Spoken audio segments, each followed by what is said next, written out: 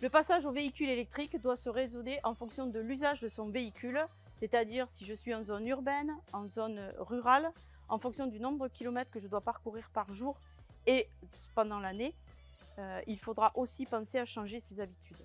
Dans la plupart des cas, en fait, c'est adapté, hein. On est sur des autonomies autour de 300 km. Imaginez que l'usage quotidien, domicile, travail, c'est 25 km par jour. Donc on peut dire qu'avec une technologie qui va évoluer, on est dans la bonne voie en fait, pour passer à l'électrique.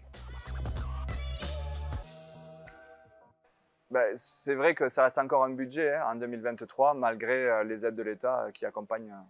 Cependant, en fait, il faut le raisonner sur le long terme à travers en fait, le coût de la recharge, l'entretien et l'assurance. Et ce qu'il faut savoir, c'est qu'il y a de plus en plus de véhicules sur le marché qui seront plus abordables demain que les moteurs thermiques.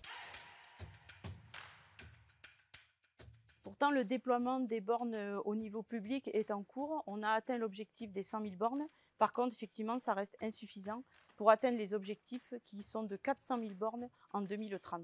Ouais, mais enfin, de toute façon, Patricia, l'essentiel des recharges en fait, va se faire à domicile.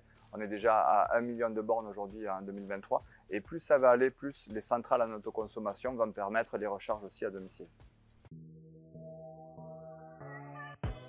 Ben, en fait, par rapport à un véhicule électrique, on doit identifier toutes les contraintes. Quel est mon usage au quotidien, le trajet par rapport à mon domicile. On doit identifier le maillage en fait, des bornes de recharge éventuellement.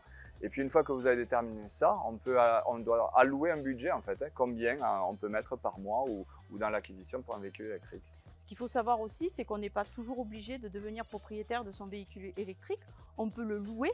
Et aujourd'hui, on a de plus en plus d'offres de location longue durée pour les particuliers et également du crédit bail pour les professionnels.